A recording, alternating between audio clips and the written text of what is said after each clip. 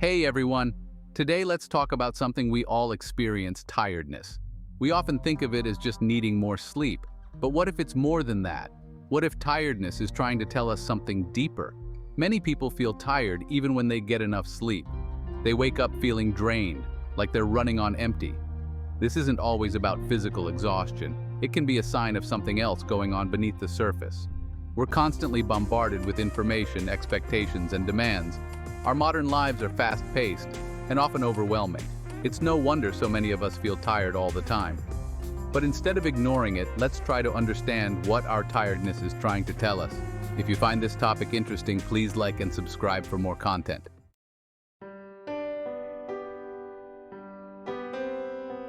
Tiredness can be an emotion, just like happiness, sadness, or anger. It's a signal from our brain that something isn't right. Think about other emotions. Fear alerts us to danger. Sadness helps us process loss. Tiredness, too, has a purpose. It's our brain's way of protecting us. Imagine our ancestors facing a hungry predator. Their bodies would go into fight or flight mode. Tiredness could have been their signal to conserve energy. In today's world, we rarely face physical threats like our ancestors did, but our brains still react to stress in similar ways. A demanding job, a difficult relationship, even the constant pressure of social media. These can all trigger the same tiredness response. Our brains haven't quite caught up to the demands of modern life. We're still wired to conserve energy in the face of overwhelming challenges. But that doesn't mean we're powerless against tiredness.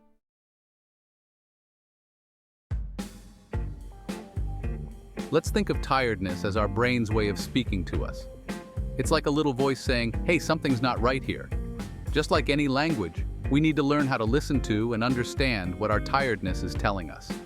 Sometimes it's straightforward. We're physically exhausted from a long day and our body needs rest. But often, it's more nuanced. We might feel tired when we're faced with a challenging task, a difficult conversation, or even just the thought of dealing with something we'd rather avoid. This kind of tiredness isn't about physical exertion. It's our brain's way of saying, "This feels overwhelming. I don't want to deal with it." It's a signal to pay attention, to figure out what's causing this feeling of overwhelm, and to find a way to manage it.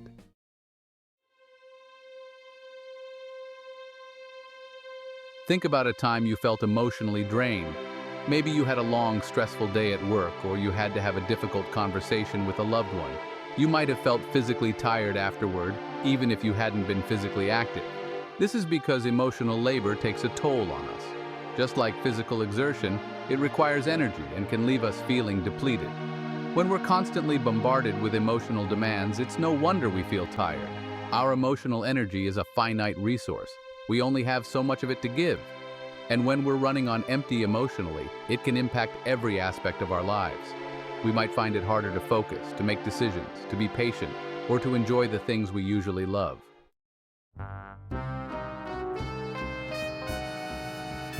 Section 3. Evolutionary Hangover. Our brains are wired for survival. For our ancestors, this meant conserving energy whenever possible. If they faced a threat, their bodies would go into fight or flight mode, releasing adrenaline and preparing them to either confront the danger or flee. But this response was only meant for short-term emergencies. In our modern world, we're often faced with chronic stress deadlines, bills, relationship issues that our bodies perceive as ongoing threats. Our brains haven't quite caught up to this new reality. So when we're constantly stressed, our brains try to protect us by conserving energy, even if the threat isn't an immediate physical danger. This is where tiredness comes in. It's our brain's way of saying, let's avoid doing anything that might deplete our already limited energy reserves.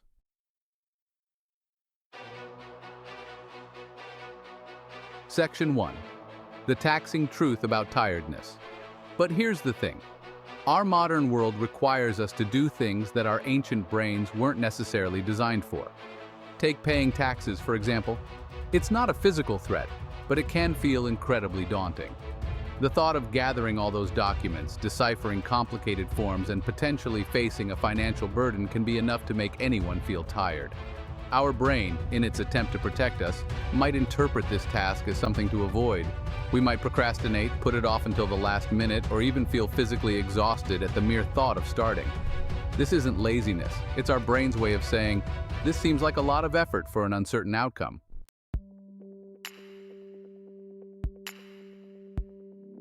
Section 2, social battery drain. The same goes for social interactions. For some people, social gatherings can be incredibly draining. They might love their friends and family but feel exhausted after spending time with them. This isn't necessarily about disliking those people. It's about the energy required to navigate social situations. Think about it.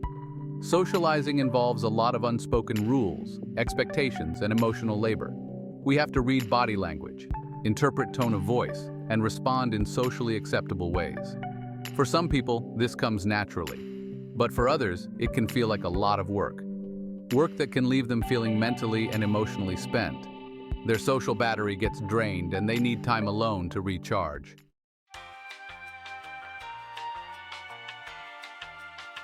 Section 3. Email fatigue is real. Ever feel a wave of exhaustion wash over you just by looking at your inbox? You're not alone. Email fatigue is a real thing, and it's a perfect example of how our brains can interpret modern demands as threats.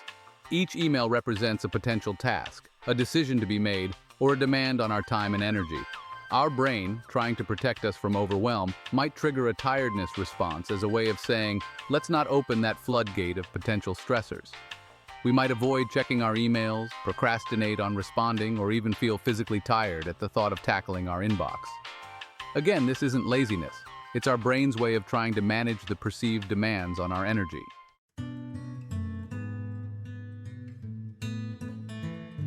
Section 1, your brain on energy saver. Our brains are incredibly efficient machines. They're constantly working behind the scenes to keep us alive and functioning, even when we're not consciously aware of it. One of their primary goals? Conserving energy. Think about it. Our ancestors didn't have access to supermarkets or refrigerators. They had to hunt and gather for their food, which required significant physical effort. In those days, wasting energy could have meant the difference between life and death. So, our brains developed mechanisms to prevent us from squandering precious energy reserves. Tiredness is one of those mechanisms. It's like our brain's way of putting us on energy saver mode.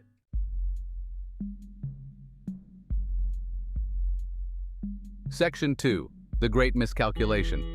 The problem is our modern world often triggers this energy saver mode in situations where it's not actually necessary or helpful. Remember those taxes we talked about?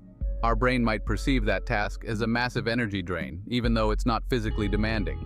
This is because our brains haven't quite caught up to the abstract nature of many modern challenges. They're still wired to respond to immediate physical threats, not the long-term, low-grade stress of things like deadlines, bills, or relationship issues. So our brains often miscalculate the actual energy required for these tasks, leading to feelings of overwhelm and tiredness that can be out of proportion to the actual challenge.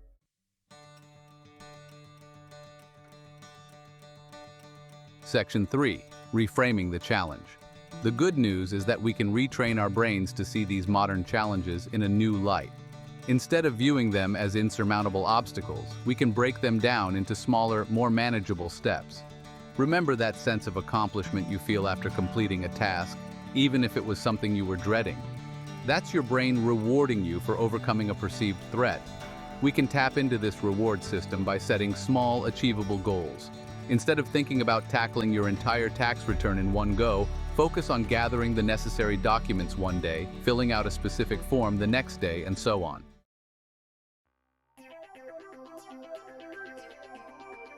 Section 1. Outsmarting the energy budget.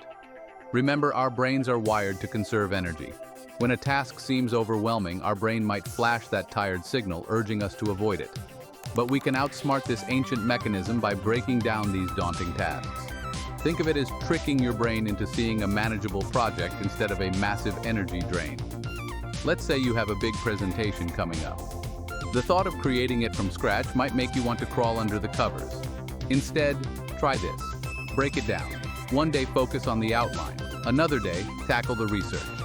By dividing the task into smaller chunks, you're essentially telling your brain, hey, this isn't so bad. We can handle this. Each small win, each completed step reinforces this positive message, reducing the feeling of overwhelm and the accompanying tiredness.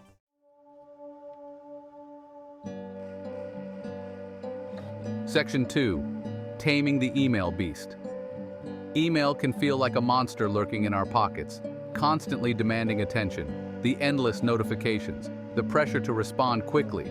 It's enough to make anyone feel drained. But remember, we have the power to tame this beast.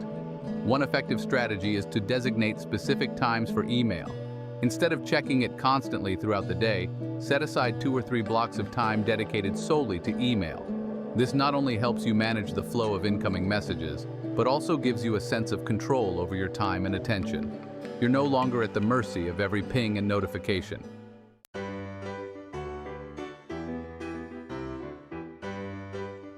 Section 3. Finding your social sweet spot. Social interaction is essential, but it can also be tiring, even for the most extroverted among us. We all have different social energy levels, and it's important to recognize and honor our own limits. If you find yourself feeling drained after social events, it doesn't mean you have to become a hermit. Instead, try to identify your social sweet spot, the amount of interaction that feels energizing rather than exhausting. Maybe it's a small gathering with close friends, a one-on-one coffee date, or even just a phone call with someone you love. The key is to find what works for you and to prioritize those interactions that leave you feeling energized and fulfilled.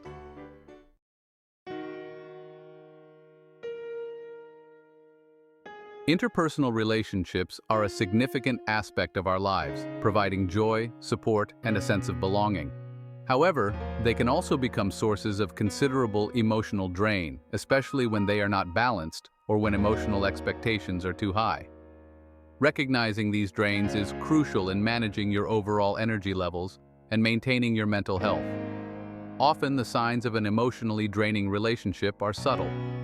You might find yourself feeling unusually tired before or after interactions with certain people. This tiredness isn't just about the duration of the interaction, but rather the emotional intensity involved. The key is to notice patterns in your emotional responses and identify which relationships are consistently exhausting. Analyzing these patterns can be challenging but rewarding. It involves asking yourself hard questions about what aspects of these relationships leave you drained. Is it the lack of reciprocity, the emotional demands placed on you, or perhaps the negative communication styles? Understanding these elements allows you to approach these relationships more strategically, enhancing interactions that uplift you and managing those that sap your strength.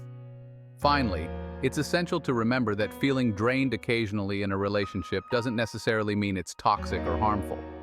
Relationships go through phases, and occasional emotional investments can be significant, especially during times of crisis or distress. The problem arises when this becomes the norm rather than the exception, leading to persistent feelings of tiredness and stress.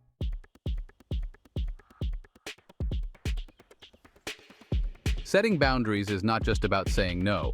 It's about recognizing your limits and communicating them clearly and respectfully. Effective boundary setting can significantly reduce the emotional drain from interpersonal interactions and help conserve your energy for tasks and relationships that are truly fulfilling. Start by identifying your needs and limits. What are you comfortable with, and what feels overwhelming? This could relate to the amount of time you spend with someone, the kinds of activities you engage in, or the emotional support you are willing to offer. Once identified, communicate these boundaries clearly to the people involved. This communication must be assertive, yet respectful, emphasizing the importance of your well-being. Practice makes perfect. The more you practice setting and maintaining boundaries, the easier it will become. This doesn't mean that people will always respect your boundaries. However, consistently reinforcing them teaches others how to interact with you in a way that respects your energy levels. Finally, reflect regularly on the effectiveness of your boundaries. Are they helping you manage your energy better? Do certain relationships still feel disproportionately draining? Adjusting your boundaries over time is not only normal, but necessary as your needs and relationships evolve. This ongoing adjustment process is key to managing tiredness and maintaining a healthy emotional state.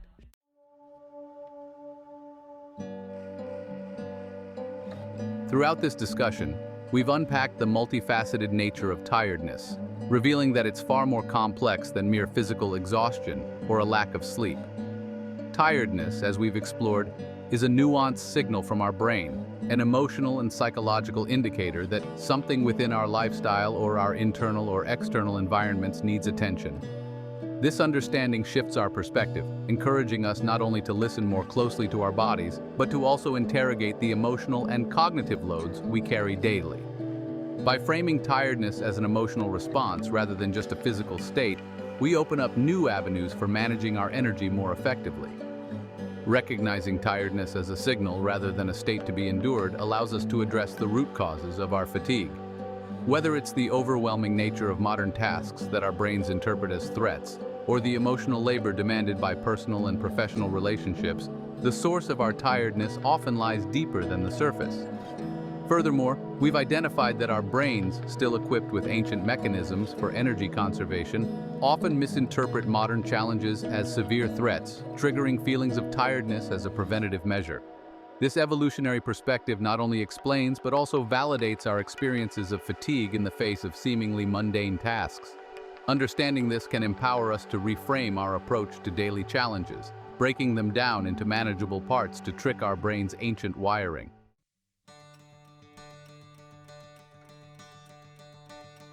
As we conclude, it's crucial to reflect on the personal insights and strategies discussed throughout this video. Start by asking yourself, what specific situations or tasks trigger my feelings of tiredness? And how can I apply the strategies of breaking tasks down or setting emotional boundaries to better manage my energy? By personalizing these strategies, you can transform your understanding of tiredness into actionable changes in your life. Moreover, I encourage you to engage with this topic beyond this video. Discuss it with friends, family, or colleagues. Share your experiences and strategies in the comments below to foster a community of support and exchange. Each story and strategy shared can be a valuable resource for others experiencing similar challenges.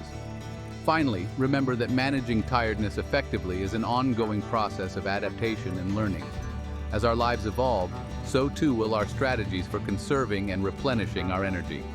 Regularly revisit your approaches to tiredness, refining them as necessary to ensure they remain effective and aligned with your current lifestyle and goals. By doing so, you can maintain a balance that supports sustained energy, well-being, and productivity. Thank you for joining me in this exploration of tiredness. I hope you found these insights helpful and that they inspire you to take proactive steps towards managing your energy more effectively. Don't forget to subscribe for more discussions like this and share your thoughts and experiences below. Until next time, take care and manage your energy wisely.